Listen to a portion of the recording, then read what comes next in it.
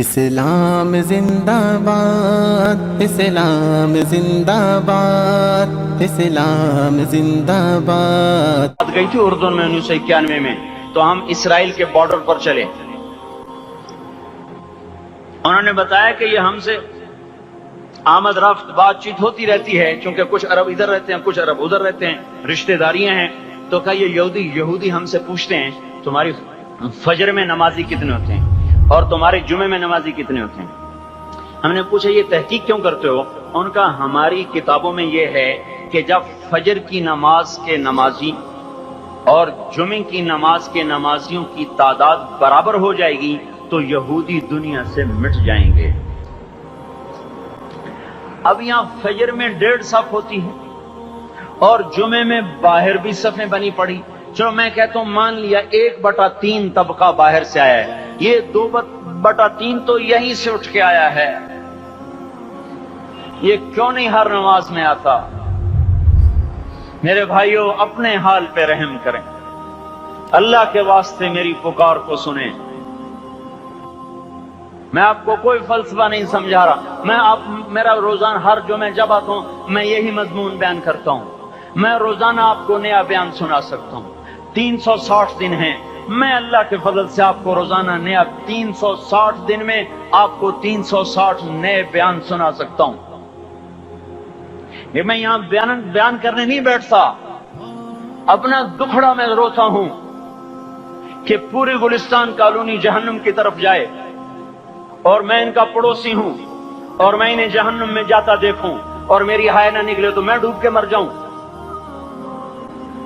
جلتا کتا ہم نہیں دیکھ سکتے اور اس ہماری آنسو نکل پڑیں، چوہے کو ہم جلتا نہیں دیکھ سکتے اور میں اتنی شکلوں کو جہنم میں جاتا دیکھوں۔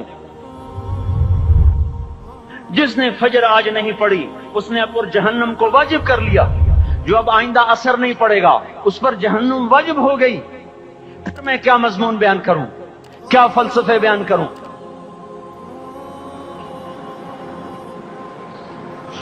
اس لیے میرے بھائیوں اپنی ذات پہ رحم کریں، اپنے بچوں پہ رحم کریں، اپنے گھر والوں پہ رحم کریں، مسجد کی دوڑ لگائیں، اپنے مال کو اللہ کے نام پہ خرچ فرمائیں تاکہ یہاں بھی جہان بنے اور وہ بھی جہان بنے۔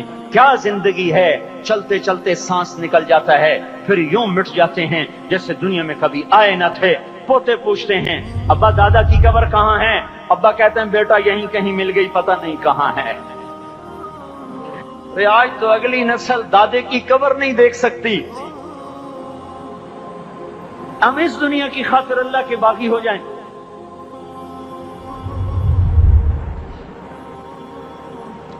اس بے وفا جہان کی خاطر اللہ سے بغاوت کر جائیں جو ایسا مہربان، جو ایسا کریم۔ میرے بھائیوں اپنے اللہ کو راضی کریں۔ جن دکانوں کے پیچھے نمازیں چھوٹ گئیں، جن دکانوں کے پیچھے سچ کو طلاق ہو گئی، جن دکانوں کے پیچھے دیانت چلی گئی، خیانت آ گئی، بددیانتی آ گئی، ہاں اللہ تعالیٰ قیامت کے دن کہے گا بددیانت سے، وہ تو نے جو امانت کھائی لے کے آ، وہ امانت جو تو کھا گیا تھا لے کے آ۔ کہے گا یا اللہ کہاں سے لاؤں، وہ تو دنیا میں رہ گئی۔ اللہ تعالیٰ فرمائیں گے پڑی ہوئی ہے جہنم میں، پڑی ہے، جا اٹھا کے لا۔ اور وہ جہنم میں کیسے جائے؟ تو فرشتے ماریں گے چٹ اور وہ اس کو لے کے چلیں گے اور چلتے چلتے دوزخ کا سب سے خطرناک حصہ حاویہ، وہاں اس کو لے کے جائیں گے جہاں منافق رہتے ہیں۔ بددیانت لوگ حاویہ تک چلے جائیں گے ایمان ہونے کے ساتھ بھی، امانت کو کھانے والے لوگ حاویہ میں چلے جائیں گے جو منافقین کی آگ ہے اس میں۔ وہاں دیکھے گا تو جس کا مال دبایا تھا دنیا میں وہاں پڑا ہوگا، کہے گا اچھا یہاں پڑا ہے، اتنے میں وہ تباہ ہو جائے گا، اس کو اٹھائے گا، کندھے پہ رکھے گا، پھر اوپر چڑھنا شروع کرے گا، چڑھنا شروع کرے گا، چڑھنا شروع کرے گا۔ جب دوزخ کے کنارے پر آ جائے گا تو وہ اس کے ہاتھ سے چھوٹ جائے گا اور پھر حاویہ میں جا گرے گا۔ اس کے ساتھ فرشتے مار کر پھر کہیں گے جا واپس لے کے آ، پھر یہ واپس جائے گا، پھر اسے اٹھائے گا، پھر کندھے پہ لے کے چڑھے گا اور چڑھے گا اور چڑھے گا۔ جب کنارے پر آئے گا تو پھر اس کے ہاتھ سے چھوٹ جائے گی، اس کے پھر فرشتے مار کے نیچے گرا دیں گے، جا لے کے آ، اب یہ کبھی اس میں سے نہیں نکل سکتا۔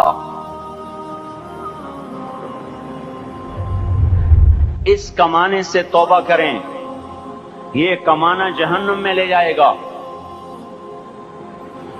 اور ادھر دوسری سنو، سَيَعْلَمُونَ الْيَوْمَ مَنْ أَصْحَابُ الْكَرَمِ، ایک فرشتہ اعلان کرے گا، آج پتہ چلے گا عزت والے کون ہیں، آج پتہ چلے گا عزت والے کون ہیں۔ أَيْنَ الَّذِينَ تَتَجَافَى جُنُوبُهُمْ عَنِ الْمَضَاجِعِ، کہاں ہیں راتوں کو اٹھ کے نمازیں پڑھنے والے؟ ارے میرے بھائیو، یہ نماز کی غفلت بہت بڑی ہلاکت ہے۔ میں کیسے سمجھاؤں؟ میں تو جب بھی جمعہ پڑھاتا ہوں میں یہ مضمون ضرور بیان کروں، مجھے جب یہ مجمع نظر آتا ہے تو میرا دل ٹکڑے ٹکڑے ہو جاتا ہے کہ یہ 8ویں دن آتے ہیں اور باقی دن کہاں ہوتے ہیں؟ یہ کیوں نہیں سمجھتے؟ ان کے آنکھ کیا ہو گیا؟ ان کے کانوں میں ڈاٹ لگ گیا، یا دل کے اوپر کوئی پردہ آ گیا، یا میں کوئی عربی میں بات کرتا ہوں جو سمجھ میں نہیں آتی، یا میں کوئی ان سے چندے کا مطالبہ کر رہا ہوں، یا کوئی اپنی ذات کے لیے سوال کر رہا ہوں، یا اپنی شخصیت کی دعوت دے رہا ہوں۔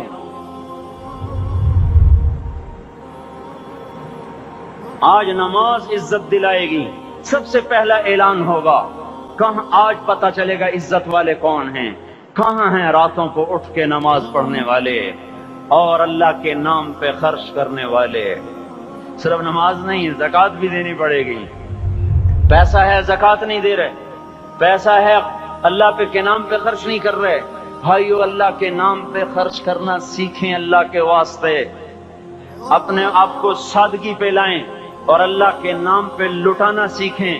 اللہ آپ کی نسلوں کو واپس کرے گا، صرف آپ کو نہیں، آپ کی نسلوں کو واپس کرے گا۔ آپ اللہ کو قرضہ دے رہے ہیں، کسی ایسے ایرے غیرے کو قرضہ نہیں دے رہے۔ یہاں مسجدیں والے چندے مانگ رہے، بھائی مسجد کو چندہ دو، مدرسوں والے چندے مانگ رہے، مدرسوں کو چندے دو۔ یہ تو مسلمان کی غیرت کے خلاف ہے کہ اللہ کے گھر میں مسجد کے لیے چندہ مانگا جائے، اور کہیں صندوقچیاں پھرا رہے، کہیں وہ جھولیاں، ایسی مجھے شرم آتی ہے۔ یہ کرنے والوں پر بھی میں کیا کہوں، ان کی عقلوں پہ بھی پردہ ہے کہ اللہ کے گھر میں مخلوق کے سامنے جھولی پھیلاتے ہیں، اور پھر ان مسلمانوں کی آنکھوں پر بھی پردہ ہے کہ ان کو غیرت نہیں آتی کہ مسجد کے لیے جھولی پھیلائی جا رہی ہو، اور یہ گھروں میں اچھا خاصا کھاتے پیتے ہوں، اور مسجد کے لیے جھولی پھیلائی جائے، اور مسجد کے لیے صندوق رکھے جائیں، اور ہر نماز کے بعد مدرسے کے لیے لوگ چندہ مانگ رہے ہوں۔ یہ ایمانی اور غیرت کے خلاف، مسلمان کی سخاوت کے خلاف ہے کہ اس طرح مسجد کے لیے جھولیاں پھریں اور مسجد کے لیے صندوق پھریں۔ ہم تو اللہ کے نام پہ بے دھڑک لگائیں۔ اقیموا الصلاۃ وآتوا الزکاۃ، اقیموا الصلاۃ وآتوا الزکاۃ 67 دفعہ یہ حکم چلا ہے، اور ہر دفعہ زکوٰۃ کے ساتھ نماز، نماز زکوٰۃ، زکوٰۃ نماز، نماز زکوٰۃ، زکوٰۃ نماز۔ نماز پڑھنے والے زیادہ ہیں نسبتاً زکوٰۃ دینے والوں سے، زکوٰۃ دینے والے تھوڑے ہیں، پیسہ جاتے ہوئے جان جاتی۔ ہمیں نہ دو، اپنے غریب رشتہ داروں کو تلاش کر کے دیں، اپنے غریب رشتہ داروں کو، اپنے غریب پڑوسیوں کو۔ آج جو صحیح دیانتدار تنخواہ دار ہے وہ بھی مستحق زکوٰۃ ہے، اگر وہ دیانتدار ہے تو۔ اگر رشوت نہیں لیتا تو آج کا ایس پی بھی مستحق زکوٰۃ ہے۔ میرا ایک دوست ایس پی کہنے لگا میں زکوٰۃ کا مستحق ہوں، حالانکہ میں ملتان کا ایس پی ہوں، کہ 15 دن میرے گھر میں کبھی سالن پکتا ہے، کبھی نہیں پکتا۔ اپنے اوپر صرف خرچ کرنا۔ بچے کو کھلونے کی خواہش تھی، 1000 روپے کے کھلونے لے کے دے دیے۔ کیا ظلم ہے یہ؟ 1000 روپے کے کھلونے بچے کو لے کے دے دیے۔ کہ اللہ نہیں پوچھے گا کہ اس 1000 سے کسی غریب کے گھر کا دیا جل سکتا تھا، اور کسی کے غریب کا ایک ہفتہ گزر سکتا تھا، تیرے کسی مسکین رشتہ دار کے گھر میں بھی کچھ سالن پک سکتا تھا۔